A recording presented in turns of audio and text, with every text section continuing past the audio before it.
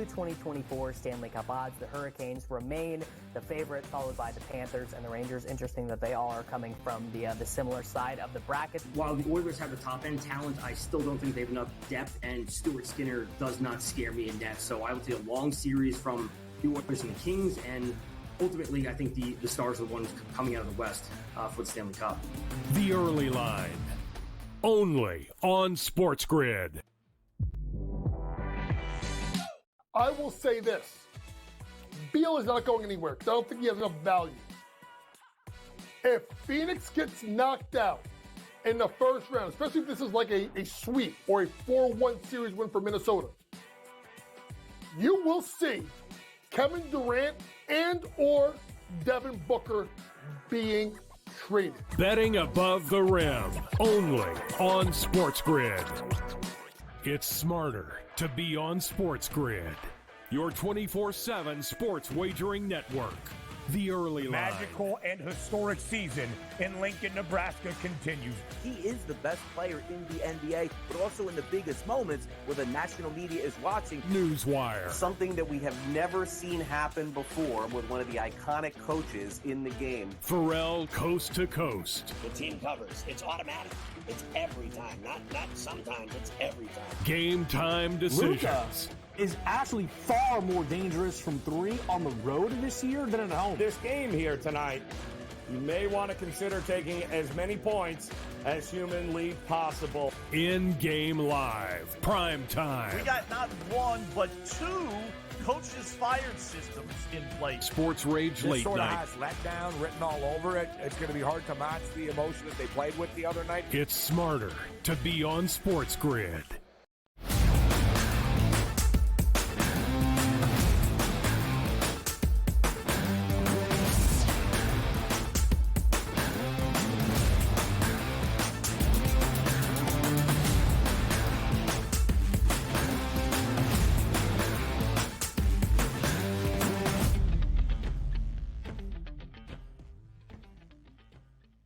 Hello and welcome to a Wednesday Live right here on the Early Line on SportsGrid and all across the SportsGrid network. That includes sportsgrid.com/watch, where you can find your favorite destination and consume everything all across the grid. He is Donnie Rightside. I am Ben Stevens. We are here together for the next 3 hours up until 11 a.m. Eastern Time. A Tuesday night, another triple header of NBA playoff action. We had potential series clinching spots in 2 of the 3 games that we had, but these series will roll on in the opening round of action in the association. We'll go around Major League Baseball with a full 15-game slate on a Tuesday. Quadruple header of game number 5s yesterday on the ice in the Stanley Cup postseason as well. So much to get to here, Donnie, in these 3 hours. Again, up until 11 a.m. Eastern.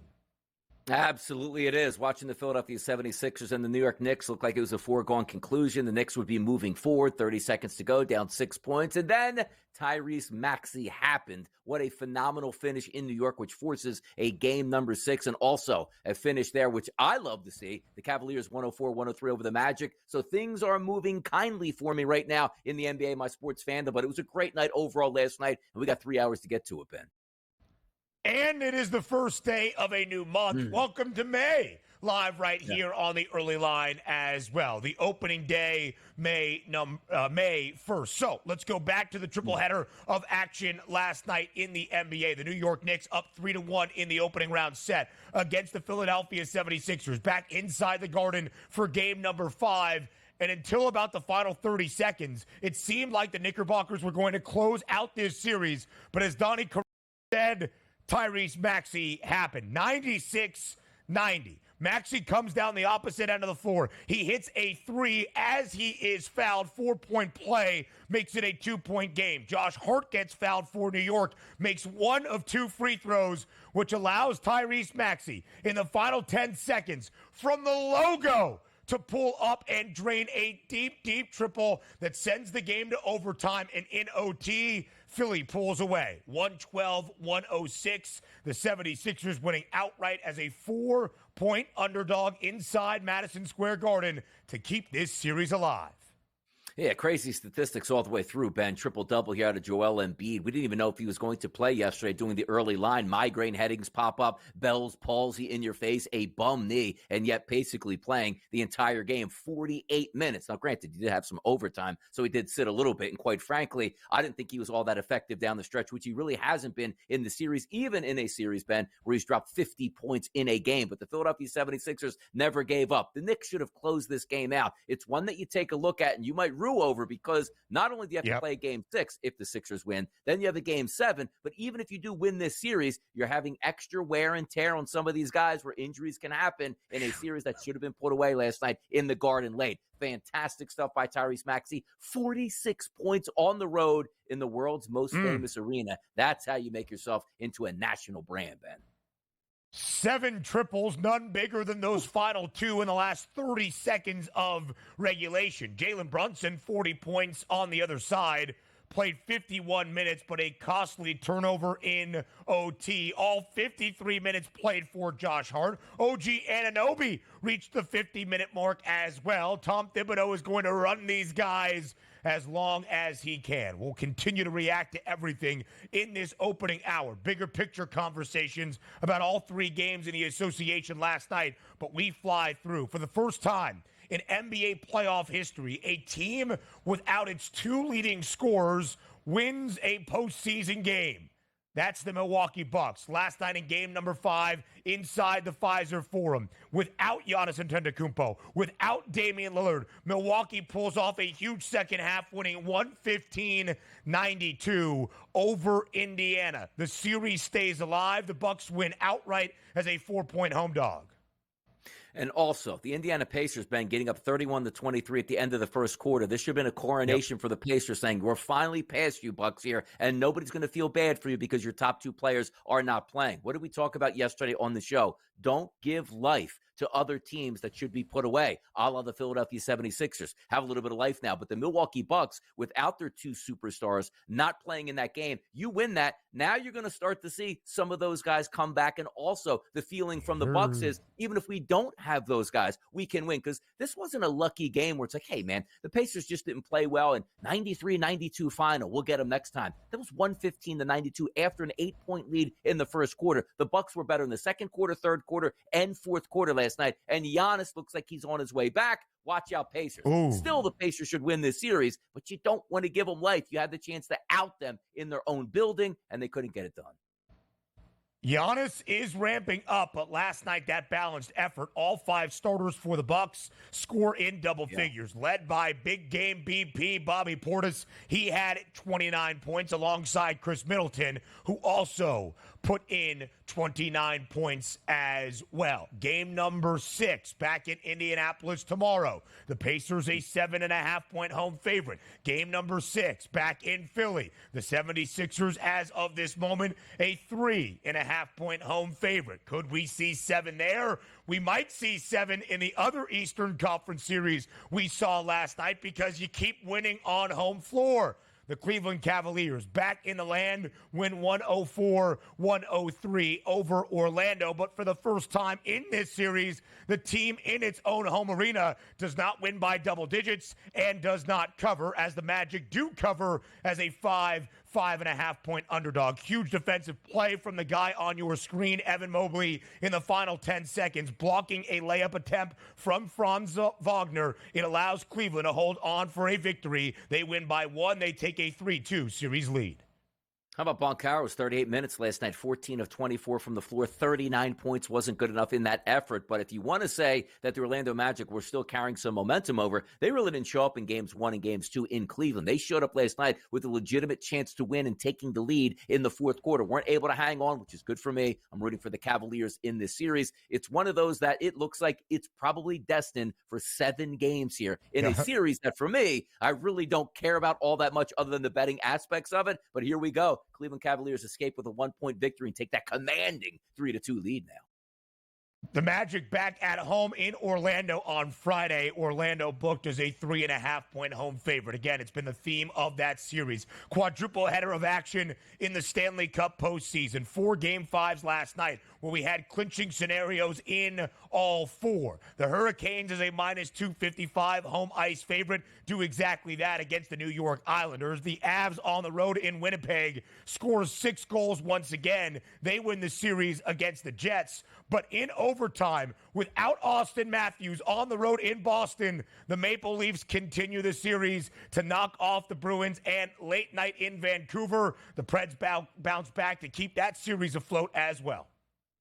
Yeah, good hockey across the board, but the one that we were probably focused on the most was that Maple Leafs-Bruins game, and it was exciting. Even though they only had 2 goals total in the first 3 periods of regulation, you get that overtime winner. If you are a Maple Leafs fan, there's got to be nothing more, which we've all seen it if you're a hockey fan. Your team in an elimination game for yourself gets the overtime, man. You can't even sit down. There's so much stress at that point, but the Leafs did win. You mentioned Matthews not playing in that game due to illness. Hopefully he's back in the next game, and maybe you get a springboard here. But if you're Boston, you let one get away on your home ice to close out. You didn't do it. Let's see if this series can extend maybe to 7 games.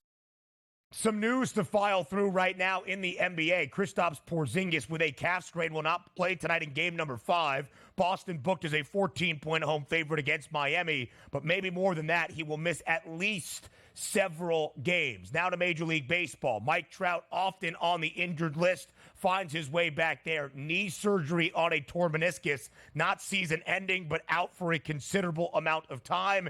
And Shohei Ohtani, the money stolen by his former interpreter, was funneled through casinos. That's the news that we have at this moment. But more importantly, our reactions from the 3 games we saw last night in the NBA playoffs. The Tyrese Maxey game in the Garden, up next.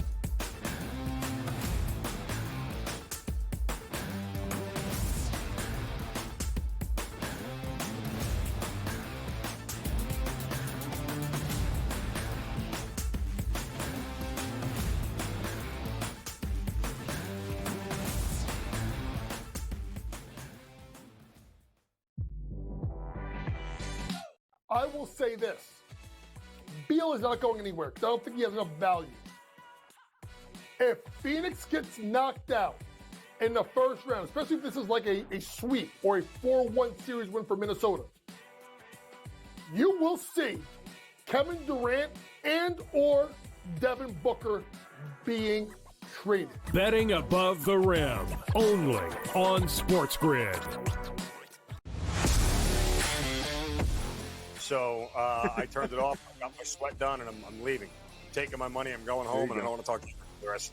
Oh, yes! There it is. 6-3. Catch the over. The over is hit. The Padres are our heroes. That's how we end the show. That's how we end the show. Oh, what? Let's just sign off. Let's just call it a show. In-game live, prime time, only on SportsGrid. I think they're looking for a space where they can be comfortable, perhaps make some NIL money in the process, but be better set up long-term as opposed to it being 1 year jumping around. You want to kind of get your core players that have been here a couple of years and then go get the high-profile recruit and then supplement at the transfer portal. Inside the transfer portal, only on SportsGrid. Game Time had 35 in the first half, Cam. And then, of course, he did not have another point the rest of the game. Lillard's, it's playoff game time. This guy will show up. He will hit shots. Indiana, you better respond here because I'll tell you, that's a bad loss. We were wrong, Carver. Like, hey, I admit, I was on the Pelicans. This game, I lost. Pharrell Coast to Coast, only on SportsGrid.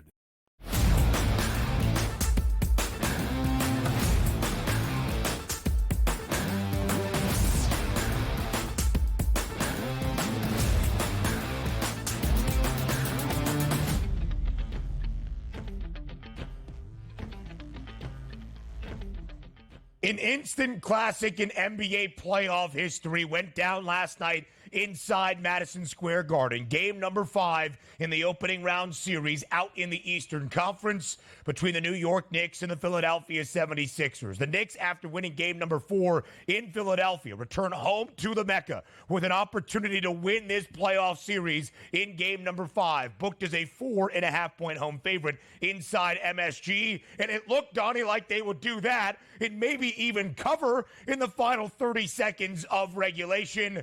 But then Tyrese Maxey had other ideas. First, the 4-point play that made it 96-94 with under 28 ticks remaining in regulation. And then Josh Hart only makes 1 of 2 free throws, which allows Tyrese Maxey, I guess, to pull up from the logo inside MSG, bury a triple that tied the game at 97 all, sending us to overtime. And in OT, Philadelphia pulls away. Behind a 46-point performance from Tyrese Maxey, the Sixers keep their season alive and this series going 112-106, winning outright as a 4.5-point underdog inside the Garden.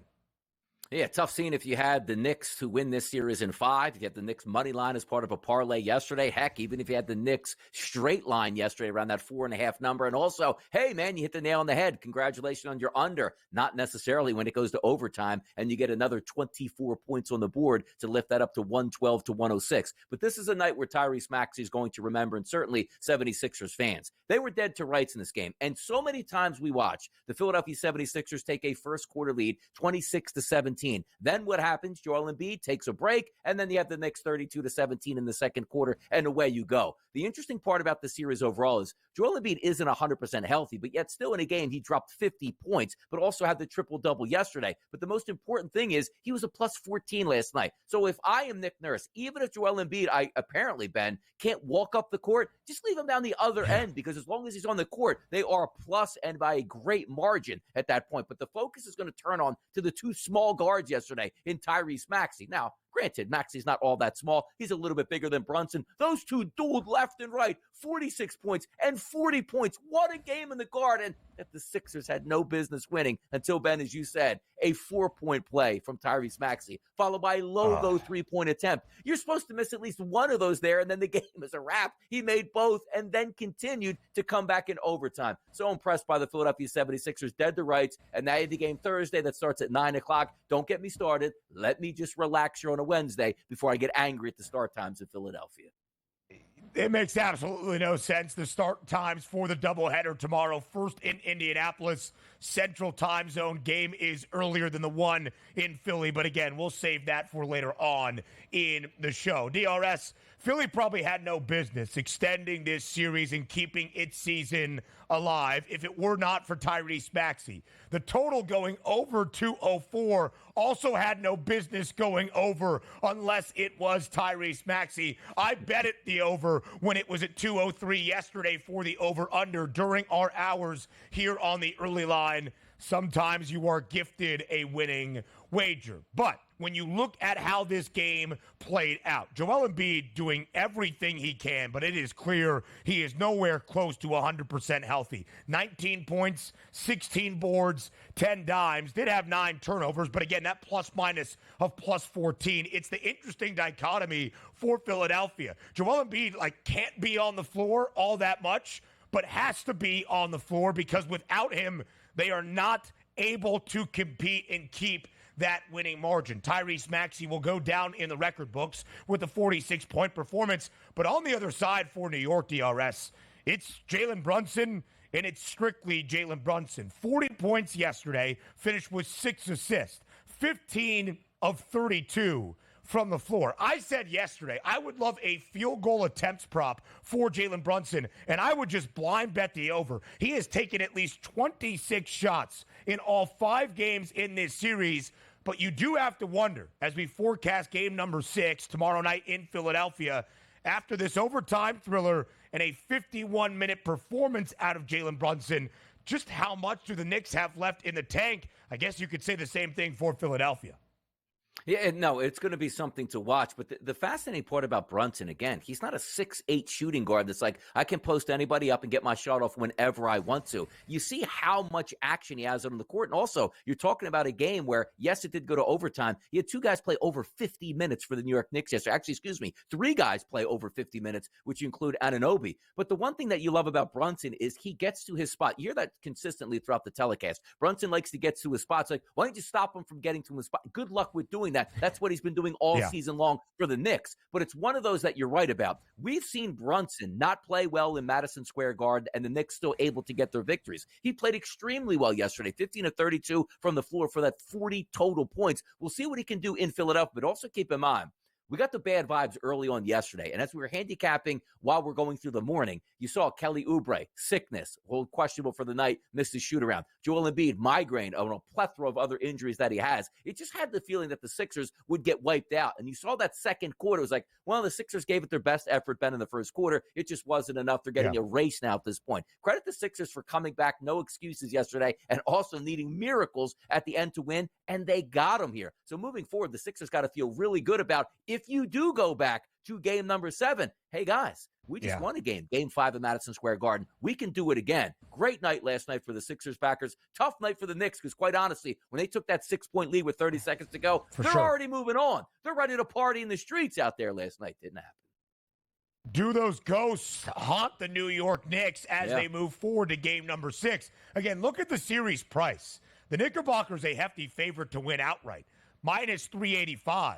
But Philly's a 3.5-point favorite for tomorrow night back inside the Wells Fargo Center, which would, if you follow the odds, then force a Game 7 back inside Madison Square Garden. The Knicks have been at least a 4-point favorite in all 3 games in MSG, 4.5-point spread by close last night. They would probably be, based on these odds, around a 3.5-point, 4-point favorite for that decisive game number 7. But the odds that you see in the series correct score market don't necessarily match up with a minus 385 price for New York to win this series outright. It is anybody's guess and anybody's series for game number 6 tomorrow in Philly. There will be a game 6 in Indianapolis. We'll tell you why next.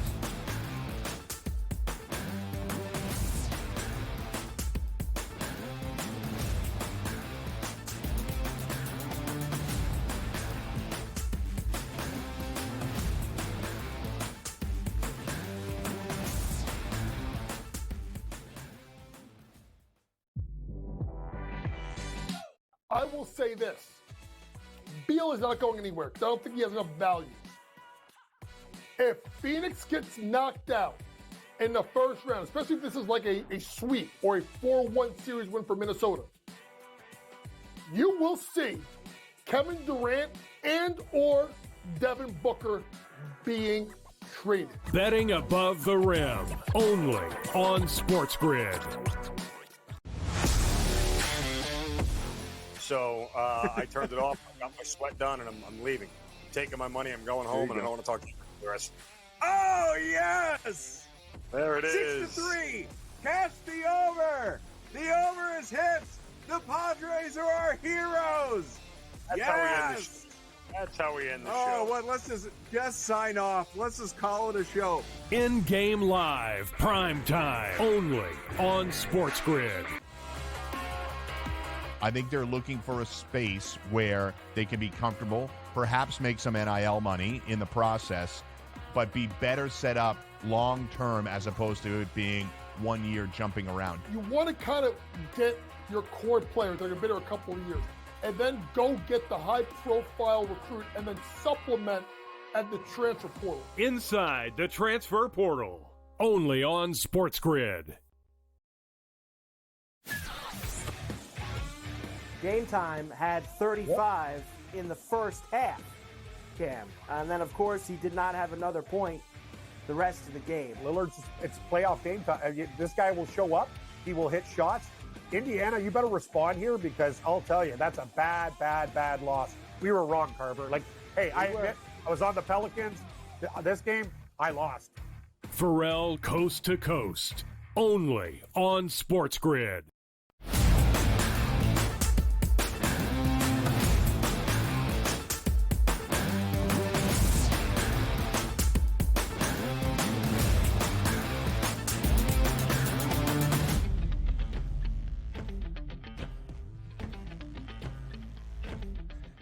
Live right here on this Wednesday morning on the early line on SportsGrid, but we continue our recap and reaction to a Tuesday night in the association. 3 games, a triple header of NBA playoff action. 2 clinching spots last night that neither came to fruition to close out a series. Philadelphia keeps its season and its series against the New York Knicks afloat with a victory in game number 5. Indiana was on the road as a 4-point favorite in Milwaukee inside the Pfizer Forum because no Giannis, no Damian Lillard for the Bucks on the other side, but no issue for Milwaukee. All 5 starters in a balanced effort score in double figures. It was Milwaukee pulling away in the second quarter and in the third. The Bucks win big by 23. 115-92 over Indiana. Milwaukee wins outright as a 4-point underdog, sending us to a game number 6 tomorrow night in Indy. And Donnie, it becomes even more interesting, not just a game 5 win for Milwaukee to keep its season afloat, but pregame reports prior to game 5 last night inside the Pfizer Forum. Giannis Antetokounmpo is ramping up, trying to return from that calf injury. Yeah, if you're the Pacers, you let one get away last night. I don't know what they thought coming into it, because anytime you have 2 superstars not playing, you're up 3-1 in the series, you figure that Milwaukee's just going to get put to sleep, and they didn't last night. But you have to give some credit to the Milwaukee Bucks, and this, again, Ben, wasn't a 93-92 final. It was 115-92 after being down 8 points in the first quarter. Then you had a 30-17 second quarter led by the Bucks here. Then you had a 34-19 third quarter. It was almost like the Pacers came into this game going, yeah, we just expect the Bucks to lay down. We'll take that early lead and everything's going to be okay. And oh yeah, if we do lose this game, we'll still be on our home court in game number 6. You can't do that, man. So when you have these chances to close out opponents, particularly when they're down, you have to do it here. Now you're just giving that team life because we don't know the extent of the injuries here on both Giannis and or Lillard. But I assume that we're now looking closer and closer at Giannis coming back. And who knows if Dame is going to return. But if you get one of those back on the court, that's such a big boon here to the Milwaukee Bucks just to see those guys in uniform for the other support players. But you got to give credit. Bobby Portis and Middleton both scored 29 points in this game. A runaway victory for the Bucks. That's a bad look for the Pacers. Yeah. But let's see if they just had all their marbles put into the bowl here in game number 6 going, we'll handle our business. Don't let this go to a game 7 because you might have Dame and also Giannis back for that game. And the Pacers like, man, we were up 3-1 without those guys and we couldn't close them out. Tough scene here. You should have did it last night.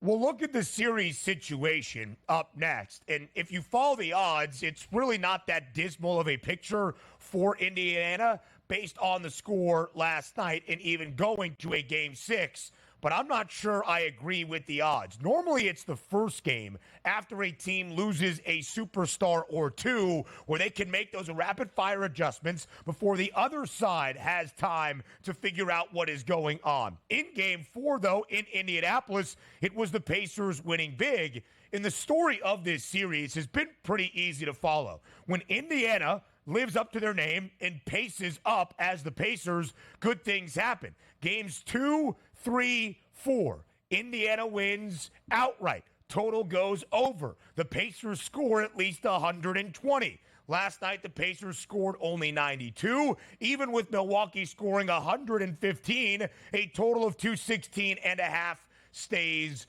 under. And when you look at what the Bucks did last night, they call him Big Game BP for a reason. Bobby Portis, 29-point double-double. Chris Middleton, 29-point double-double. It was balanced out of the Bucks, and it forces a game 6. Milwaukee now this year, 9-10 against the spread as an underdog, winning outright in plenty of those 9 covers. Yeah, I was really impressed because this is what that, the depth, and Doc Rivers, who we still think has, this is crazy too, because we'll bring this up in a little bit. You take a look at Doc Rivers on the sideline. Would have been better for them to lose in game number 5 without their superstars. So Doc like, hey, I had no choice here. But you know what? That's a good out clause here. Let's see Doc get his 2 superstars back and then get beat in game 6 or game 7. I would feel much better about that. But you have to give credit to the Milwaukee Bucks not going up in flames here. They played well. Every single starter in their lineup last night scored in double digits. And you also got Gallinari off the bench, 21 minutes at a plus 15, and also Pat Connaughton, 32 minutes off the bench and a plus 21. Most B players play better on their home court. We'll see if this can translate to game number 6 because the Pacers, you better win that one or now it's time to start to panic. So let's examine game number 6 and the series situation on the other side of the break. Indiana is a 7.5-point favorite for tomorrow night back inside Gamebridge Fieldhouse in downtown Indy. But is it as easy as the odds would expect? We'll tell you next here on the Early Line.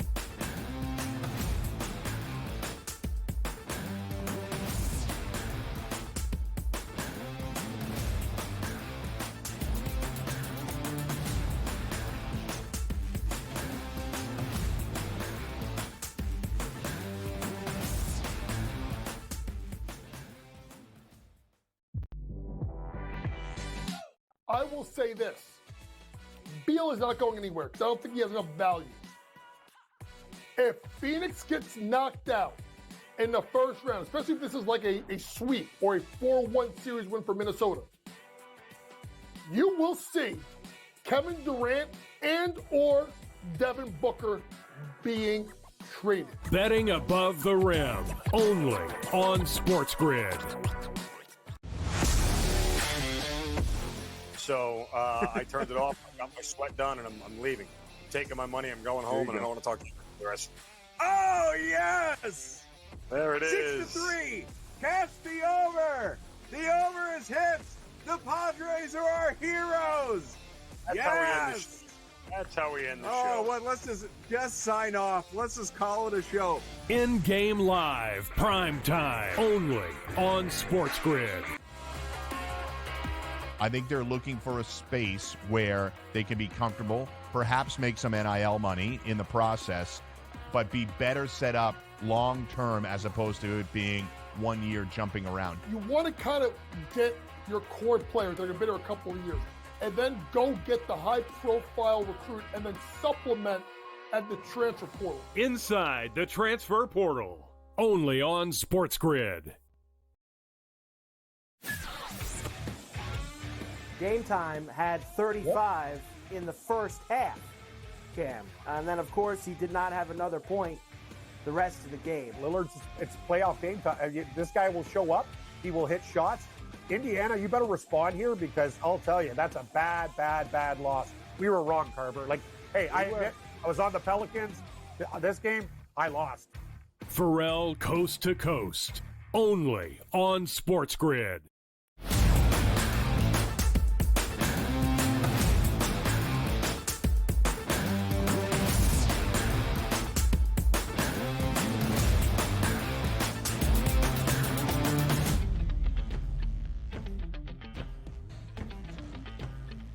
To game number 6 we go in Indianapolis tomorrow night between the Pacers and the Bucks. We are not sure the status of Giannis Antetokounmpo nor Damian Lillard, but pregame reports prior to game number 5 last night in Milwaukee actually state, DRS, that Giannis is closer to a return than even Dame. The odds maker's not expecting either to be out there if you forecast the spread for tomorrow night's game number 6 and what the series situation is now that we head back to a 6th game in Indy. The Pacers still a hefty favorite to win this series outright, minus 900. In the series correct score market, Indiana to win in 6, 4-2 is minus 370. Indiana to make that a reality, up 3-2, heading to game number 6 tomorrow night at home.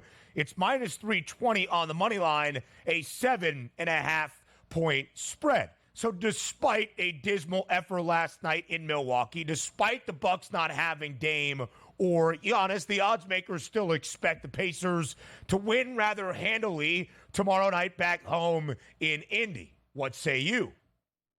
They really should, and all the pressure is going to be on them. But also, let's keep in mind, let's just say the Bucks do get Giannis back. The one thing we don't know, Ben, when Giannis does come back is how effective he's going to be with that calf injury. Number 2, when Giannis does come back, you can't say like, well, man, they played down the stretch. They were 17-2 overall and heading into the playoffs hot. No, they weren't. They were playing bad basketball for a good majority of the second half of the season, or particularly just under Doc Rivers. So I do expect a Game 6 victory for the Pacers here. But again, if you weren't able to handle your business last night, and I do get back to the point, it wasn't a close game. You got routed, which means you gave all the confidence in the world to those role players on the Bucks that they can do this performance again, whether it's home and or away. But I do think if you're the Pacers, kitchen sink game. You got to throw everything at the Bucks because if you don't win that one, you're probably going to lose game 7. But just because Giannis might be coming back, I don't say that's a terrible thing for the Pacers because, again, what we saw to Giannis down the stretch wasn't that great with the Bucks when he was healthy to begin with here. They should easily dispatch of the Bucks in game 6. But then again, they should have easily done that last night, and particularly being up close to double digits by the end of that first quarter yesterday. For sure. Listen, it's very easy for me to look at this game. Giannis or not, Dame or not for Milwaukee. If the Pacers just want to win outright, total has to go over 215.5. It would be the lowest total of this series. And again, all 3 wins for Indiana. The game has gone over. The Pacers have scored at least 120. Sure, that includes game number 3 in the overtime victory in Indianapolis before the weekend got started. But still, game has to go over. Now we go to game number 5 last night in Cleveland, where it did go over as well between the Cavaliers and the Magic. In fact, it was one of the highest scoring games we have seen for both teams, as both teams get to the century mark in a single game for the first time in the 5 games so far in this set. Cleveland gets over the century mark for the first time in this series as well. The Cavs win 104-103 at home. All 5 games in this series, the home team has been victorious. But for the first time, Donnie, the home team does not win by double digits and does not cover that pregame number. The Cavs were a 5.5-point pregame favorite. Orlando does cover that. Huge defensive play by Evan Mobley. Under 10 seconds remaining, stuffing Franz Wagner at the rim, allowing the Cavaliers to hold on. They win by 1 because Paolo Banchero hit his 39th point of the night, his final 3 as time expired, to make it look a little bit closer than it truly was in the final seconds. But regardless, Cleveland takes the 3-2 series lead.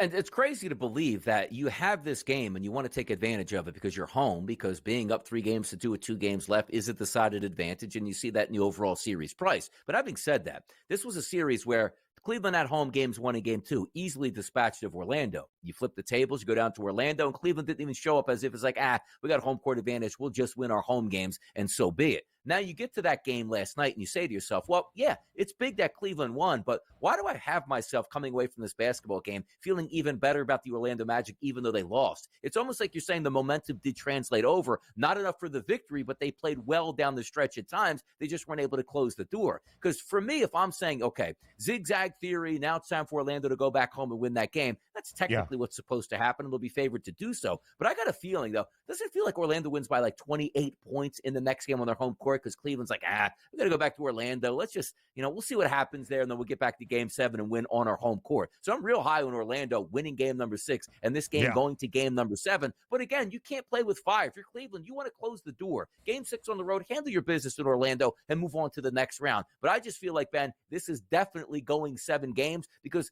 for me, it almost feels like a no-show is coming for the Cavaliers, which absolutely should not happen in the playoffs in a closeout situation. And DRS, to your point, Orlando won game number 3 by 38. They pulled away in the second half in game number 4 to win by 23. That's an average margin of victory for the Magic on its own home floor of 30.5 points per game. Cleveland had won both of their games in the land, game 1 and 2, prior to last night by at least 10 points. Last night was the closest game we had seen. Last night was the first time both teams had scored 100. The Cavs had scored 100, and the losing team scored more than 90 points. Again, Orlando does cover as a 5.5-point road underdog, and a total that was pretty low at 202.5 does go over. No series odds out in terms of how long this series goes. The Cavaliers a hefty favorite to win it outright, minus 450. I don't know why there's not a total games or a correct score market available on the FanDuel Sportsbook. I would love one. I would love for them to post this series goes 7 because I would bet that. And you also follow the odds. The Magic a 3.5-point home favorite for Friday night in game number 6. I would agree with Donnie. I think Orlando wins rather comfortably in game number 6. The Cavs had not scored more than 90 points in Orlando. I'm going to lean with a Cavaliers team total under for Friday, but that's a few days away. Yeah, it sounds like a Friday, hey, Donnie, where are you going here on your best bet of the night? I think I've already found it here in the Orlando Magic. I'm cheering on the Cavaliers to close out that series because you're right. It should be a close game, but I haven't seen closeness here in games on the road in 3 and 4 here down in Orlando for the Cleveland Cavaliers. I love that number at 3.5 because I do think there's a good chance that we find out exactly those same scores, as you said, close to a 30-point advantage over those 2 games by the Magic. Why should that change up here? We haven't seen anything that's going to break that. And also a little bit lucky that the Cavaliers even won the game last night in Cleveland here. So I really like Orlando on Friday night. And yes, we are going to get a Game 7, which is great. We'll all participate. We'll join in. We'll see what happens in that one. But I do expect 7 games here, Ben. The reigning NBA Rookie of the Year, Paolo Banchero, huge night last night in the land, 39 points, 8 boards. Donovan Mitchell, good on the other side, not efficient, 9 of 23 from the floor, but a team-high 28 points. Again, Evan Mobley, who had 2 blocks, the one in the final 10 seconds against Franz Wagner, really the game-sealing defensive stand. So now we look at the Eastern Conference. Donnie, out west, 3 of the 4 teams that will qualify for the second round are already there. OKC, Denver, Minnesota, the top 3 seeds in the conference. Of course, we have the series tied at 2 games all between the Mavs and the Clips that heads back to L.A. tonight. In the Eastern Conference, nobody has clinched a spot just yet. Boston is a 14-point home favorite tonight inside TD Garden against Miami to win this series in 5. But it is a little bit interesting from the odds outlook then of how this all shapes up for the Eastern Conference title race. Yeah, it is, and you're right about that. And sometimes just on the days that you play, because we expect, the Miami Heat to get closed out tonight by the Boston Celtics. We'll see how that goes through. But also, that brings up the point in notion. The Celtics down a man in Porzingis, and if it's any indicator, Ben, we take a look at those calf injuries, which are so tricky. Hey, look, Giannis, injured late in the season. That's okay. He'll be back early in the next month. We don't know if he's coming back at all. And it's weeks since he's appeared, and they need Porzingis. Rounds 1, probably not. Rounds 2, probably. Rounds 3, absolutely. You get the point here. They need him back healthy. We'll see if they can close the door tonight on the Miami Heat without him. The Celtics await the winner of the Magic and Cavaliers series that seems destined to go 7. Around MLB, up next.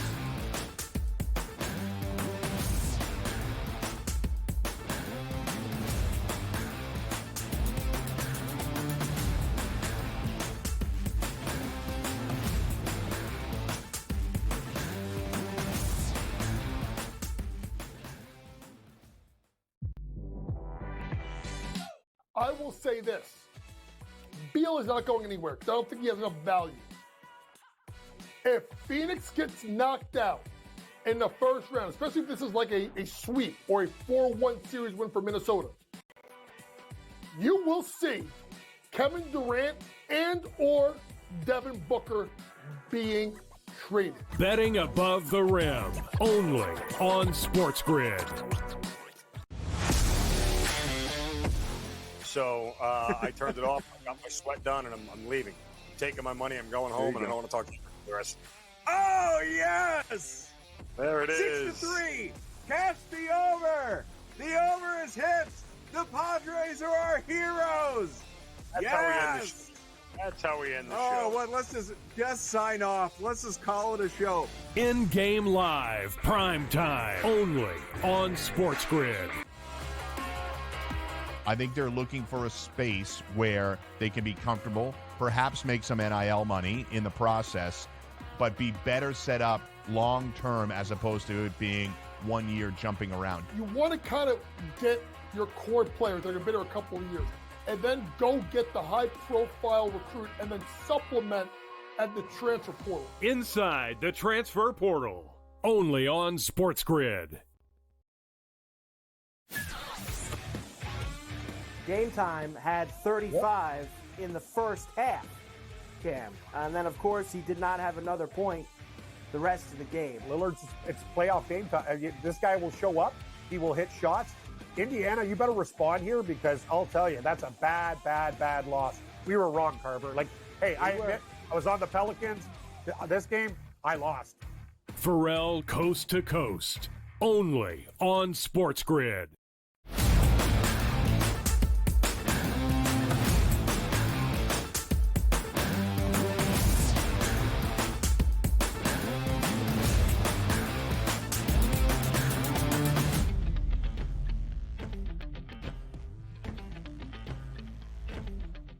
Around Major League Baseball, live on this Wednesday morning, the opening day of May, which is pretty notable for MLB. First full month of the season, that was April, and a few days, of course, into March as the season got started.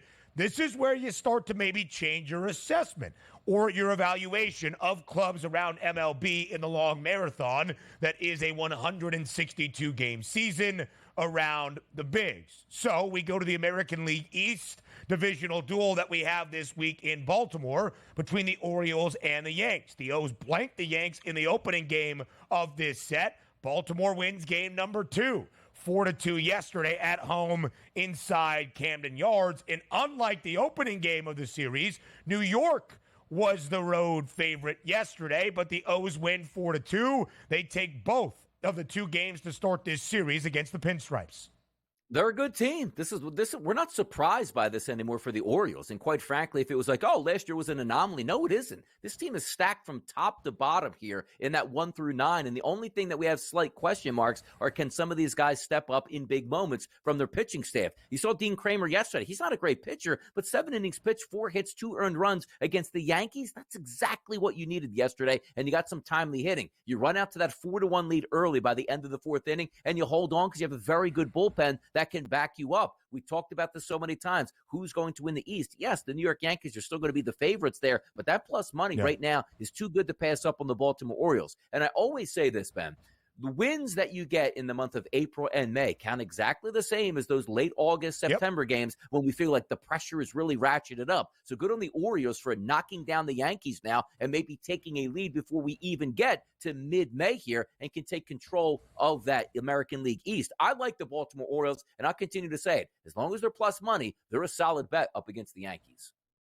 Yeah, absolutely so. And Donnie's spot on. Maybe our assessment changes more for what this team truly is in the late July, August, and September. But the wins and losses are the same in April, now into May, as they are then. So Baltimore off to a really good start in the American League East at this moment. The O's 19-10. The Yankees 19-12. A 1-game lead now for the O's atop that division. Tied alongside the Cleveland Guardians for the best record now in the American League, because the Guardians went into Houston yesterday, got off to a very strong start. It's actually kind of funny looking at the box score. Very similar scoring from both Houston and Cleveland yesterday, but ultimately it's the Astros that prevail. A day off after their trip to Mexico City against the Rockies over the weekend. The Astros won both of those games in Mexico City. They come back home and they walk it off in extras. After Cleveland plated one in the top of the 10th,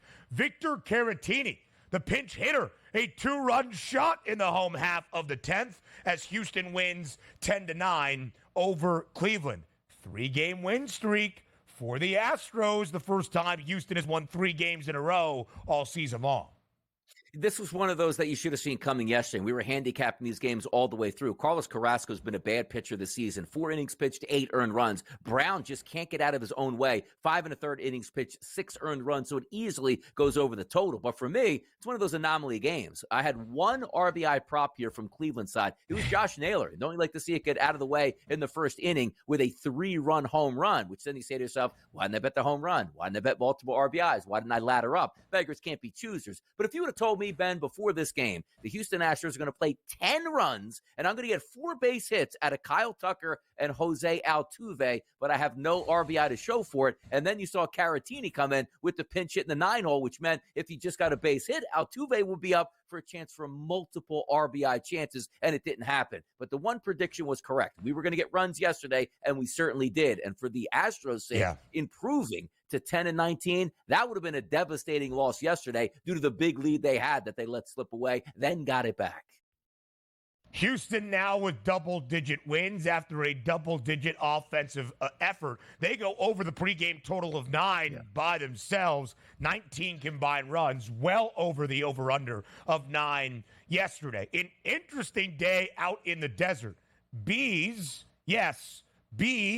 caused nearly a 2-hour delay in Phoenix between Arizona and Los Angeles. That being the Dodgers. But after the delay, it was Christian Walker who had himself a night. He got the scoring started, a solo shot for the Diamondbacks in the 4th inning, and then in extras as well, a 2-run homer in the home half of the 10th. His second long ball of the day gives the Diamondbacks a 4-3 win over the Dodgers. Believe in Arizona. Behave, whatever you want to say. Arizona wins in extras 4-3 in the 10th over LA. By the way, pretty impressive here for the Arizona Diamondbacks, scratching their pitcher and then going with a bullpen game and still beating the Dodgers. And it wasn't a 9-8 final. It was 4-3. So that bullpen did de facto pitch very well. Now, I got a question for this, though, because I watched some of the snippets here of the guy, getting the bees or, removing them from the facility. But the stands were still packed. So why actually didn't we play the game? They didn't remove everybody from the field. Were the bees on the field at this point? Because I couldn't get a vantage point from exactly where it was. Why were we delayed by this on the field? I believe the bees were along the fence, the protective netting, right behind home plate. So they were a little bit concerned that once the action started, would the bees be attracted to what we saw on the diamond? Again, I am no beekeeper like that guy yesterday downtown in the desert, but that is my knowledge of the situation. Thank you, Donnie, for asking that very pertinent question. As we keep it rolling around Major League Baseball, the Seattle Mariners having themselves a great start to this series against the Atlanta Braves. Big outing yesterday out of Luis Castillo. 7 innings of work, no earned runs given up, only 3 hits and 7 Ks as the Mariners, despite 2 late runs from Atlanta in the top of the 8th, hold on for a 3-2 win over the Braves. Not so fun, Atlanta, is it? Playing in the Pacific Northwest, not down in the Big A with high heat and humidity where the ball travels. Only 2 runs for the Braves and another loss. And there's a team right now with 20 wins in Major League Baseball. Not the 19-win Braves, baby. That's your Philadelphia Phillies. Party in the May. Aha. We'll talk about more Major League Baseball on the other side. The Phils bouncing back in Anaheim against the Halos. More around MLB comes your way next.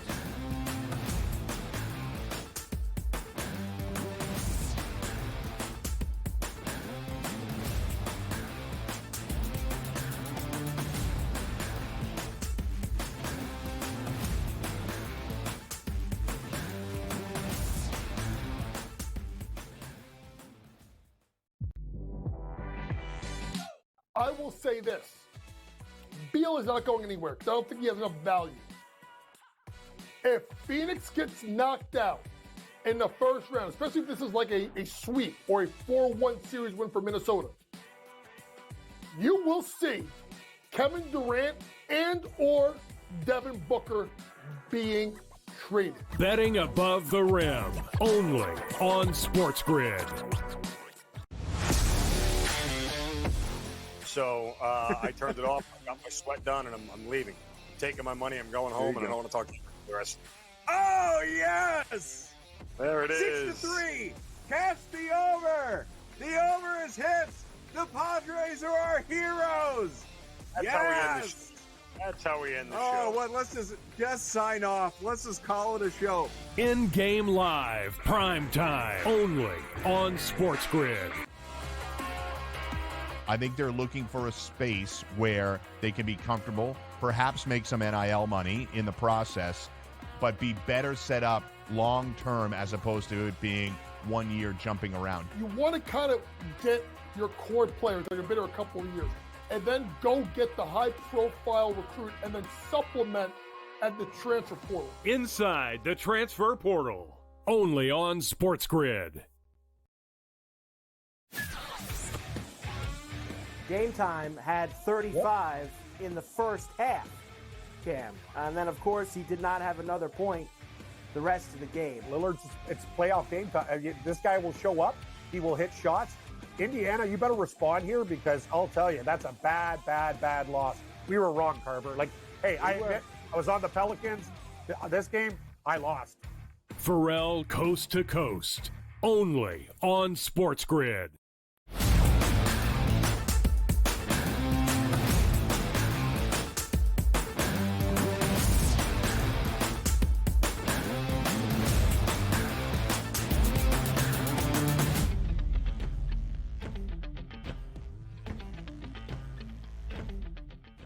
Just wanted to quickly make this point as we wrap up what we saw last night in the Northwest between the Mariners and the Braves. Again, Luis Castillo, 7 innings of shutout work against Atlanta. The M's have won both of the games in this series by a single run in low-scoring affairs. 2-1 in game number 1 on Monday, 3-2 last night. Luis Castillo for Seattle has made 7 starts this year, has earned a decision in every one. He is already 3-4. He started out 0-4, giving up a ton of runs, 14 in his first 4 starts. Now only 2 earned runs in his last 3. The Mariners' best record DRS in the American League West, now 17-13. Yeah, one of those teams that you expected so many big things to happen for them last year, and it didn't. So it's one of those teams that you sort of forgot about because you say, okay, there's other pressing needs out there in the West, which means the Houston Astros and also the Texas Rangers. So if they can get it going, because the one thing we've known, they do have a good starting pitching staff with some veteran guys and some young talent here. And they do got some talent that 1 through 9. Just have to put it together at the same time. Good to see him bounce back. And also, when you're handling your business against the Atlanta Braves, that's a really good sign. So great win for them last night. And also Castillo, you need him to bounce back to form here and stay in form, which he's done the past few starts. And Seattle got off to a 6-10 start. They've won 11 of their previous 14 games. As Donnie mentioned, Philadelphia bouncing back last night in Anaheim against the Angels. In the game that Mike Trout did not play, of course, the torn meniscus. He is having surgery, not season-ending, but it's been a similar story out in Anaheim. Mike Trout has played less than half of the games for the Halos the last 3 MLB season. That sad trend continues out in L.A., but Philadelphia bounces back. The Phils, the first team in Major League Baseball to get to 20 wins. But despite all of that, the hottest team in the bigs at the moment, the team we expected to win the American League Central, now looking the part. The Minnesota Twins, 9-game win streak for Minnesota, including both of the opening 2 games in this series against the Chicago White Sox.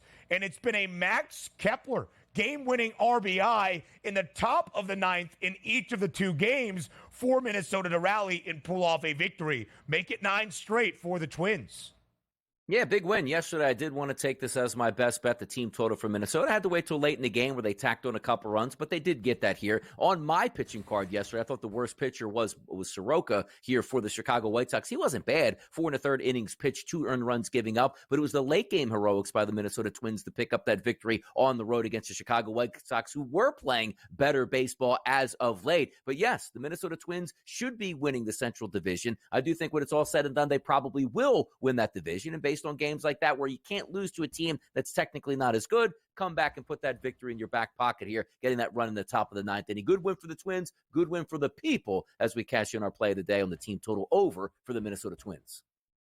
And when you look at the Twins right now, again, the preseason favorite to win the American League Central, the White Sox are the worst team in the American League, worst team in baseball, 6-24 right now. Everybody else now, including Minnesota, above 500. Detroit, KC, Cleveland, all above 500, a much more competitive division from the successful standpoint than maybe we expected. The Guardians, the favorites, plus 130, about a $0.50 in front of the Twins, plus 185. Now that number for Minnesota. And speaking of bad teams, Miami at least snaps a 7-game losing skid yesterday against the Colorado Rockies, who are also one of the worst teams in all of MLB, strictly in the National League. A walk-off victory for Miami in the 10th inning, 7-6 at home for the Fish. They played 2 as Colorado scored 1 in the top of that inning. Miami rallies with a huge bottom of the 9th